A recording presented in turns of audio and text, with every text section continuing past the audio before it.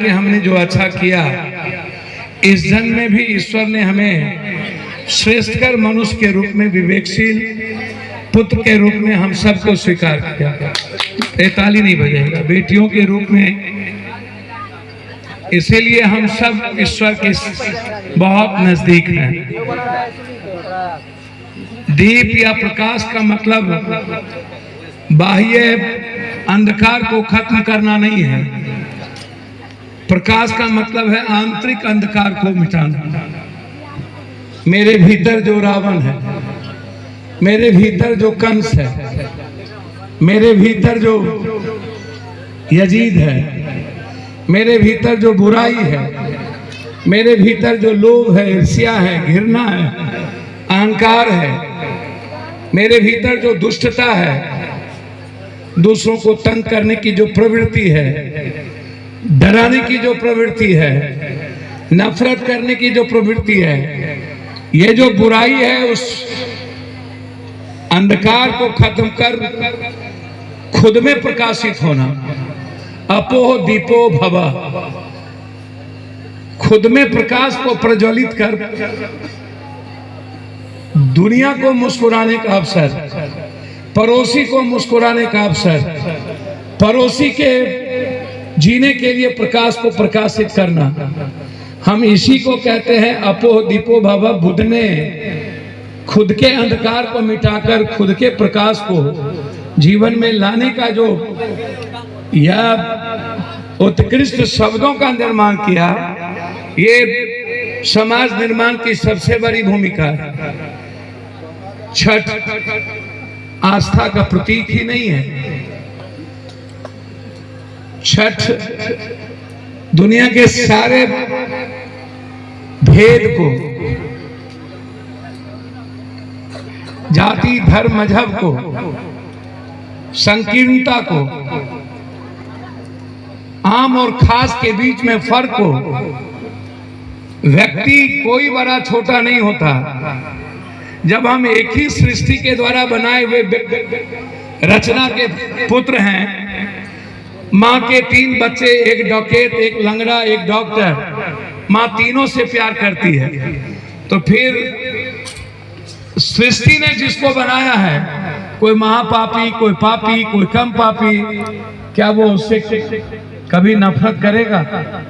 हम इनको भी ईश्वर, इनको भी अल्लाह, हमको भी राम, इनको भी रहीम, इनको भी नानक, आपको भी बुद्ध, किसी को कबीर, किसी को वाल्मीकि, किसी को संत रविदास, सब एक ही रचना के, एक ही मालिक के हम सब हैं। तो हम अलग कैसे हैं? हम खास और आम कैसे हैं? माँ के तीनों बच्चे जब एक हैं तो अलग नहीं हो सकते। और यदि आप रियल में ईश्वर को पाना चाहते हैं, आपकी ललक है, भीतर में आपकी उमंग है, तो आपको ईश्वर के रचनाओं से और निर्मित किए हुए संस्थाओं और व्यवस्थाओं से प्रेम करना होगा। पड़ोसी से, देहात से, गरीब से। अब जैसे हम किसी माँ के सामने एक बच्चों को 4 थप्पड़ मार के माँ से आशीर्वाद नहीं ले सकते, उसी तरह जो ईश्वर है, जिसको हम सब नहीं जानते हैं, कोई होगा डेस्टिनी, कोई होगा क्रिएटर जिसने क्रिएट किया दुनिया को, उसके बच्चों से लूट कर, उसको ठग कर, उससे नफरत कर, उसको मार कर, कोई भी नेता या दुनिया में कोई भी ताकतवर आदमी अपनी जो विरासत बनाता है, अपनी जो ऐशो आराम की जिंदगी तय करता है, संपूर्ण मानवता को खत्म कर, वह ईश्वर से प्रेम नहीं कर सकता। क्योंकि ईश्वर ने जिन चीजों को बनाया है, उनको हम खत्म करके ईश्वर के रास्ते पे नहीं चल सकते हैं। इसलिए यदि आपको ईश्वर के नजदीक जाना है, तो मीरा और कृष्ण के रिश्ते को समझना होगा, अर्जुन और कृष्ण के समर्पण को समझना पड़ेगा, सुदामा और कृष्ण के प्रेम को समझना पड़ेगा, सबरी और राम के अनुनाद से संबंध को समझना पड़ेगा, हनुमान और राम के पागलपन को समझना पड़ेगा, लक्ष्मण और राम के समर्पण को देखना होगा, अशोक और बुद्ध के जिंदगी से महसूस करना पड़ेगा। मोहम्मद साहब और हजरत हुसैन के विचारों और प्रेम के उत्कृष्ट कुर्बानी को आपको देखना पड़ेगा, तब आपको समझ में आएगा कि आपको किस ऊंचाई से प्रेम करना पड़ेगा, आप किस तरह के जीवन। हमने दुनिया में कभी कोई डरा नहीं, दुनिया से पूरी दुनिया कोरोना से डर रही थी, हम कोरोना को डरा रहे थे।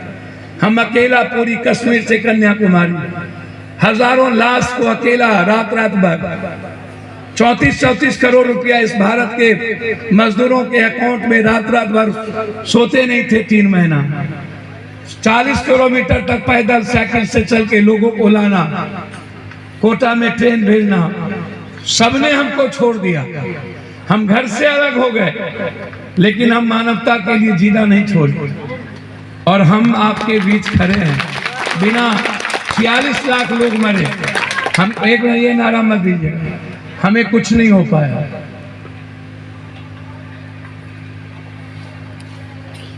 अब वो मेरे हाथ में है ही नहीं, मैं क्यों सोचूं उसके बारे में। मेरे हाथ में है सिर्फ आपसे प्यार करना, आपके लिए जीना, आपके लिए लड़ना, आप में खोना, आप में होना और आपसे हमेशा पुत्रवत और भातृत्व आपके साथ महसूस करना। बस मैं आपसे इतना ही कहूंगा। आज कार्यक्रम स्टार्ट था, आप सब आनंद लीजिए। आनंद का मतलब खुद का आंतरिक आनंद। आनंद का मतलब इधर माँ भी है, बहन भी है। आप लक्ष्मी की पूजा करते हैं, दुर्गा की पूजा करते हैं, लेकिन अपने पड़ोसी के लक्ष्मी की इज्जत नहीं करते। हम डेली 20-25 बलात्कार में जाते हैं, डेली हम सैकड़ों मर्डर में जाते हैं। आप छोटी छोटी बातों में दुनिया खत्म करना चाहते हैं। आप जिंदा दुर्गा की पूजा नहीं करते हैं, कभी नहीं हुआ इनकी पूजा। जहां डर हुआ वहीं भगवान है, और जहां आवश्यकता हुई उसी को भगवान मान लिए। जैसे कृष्ण ने नाग का वध किया, कृष्ण की भी पूजा करते हैं, नाग पंचमी भी मनाते हैं। क्यों करते हैं ऐसा? जो मनुष्य के हित में ना हो उसकी पूजा नहीं की जा सकती, उसका सम्मान नहीं किया जा सकता। जो माँ और बहनों के खूबसूरती में उसके जीवन जीने की जहां पर रास्ते ना हो, उससे प्रेम नहीं किया जा सकता। कभी बहनों का इज्जत नहीं हुआ, बेटियों का इज्जत। अहिल्या का हुआ, कौशल्या का हुआ, द्रौपदी का हुआ, मीरा की हुई।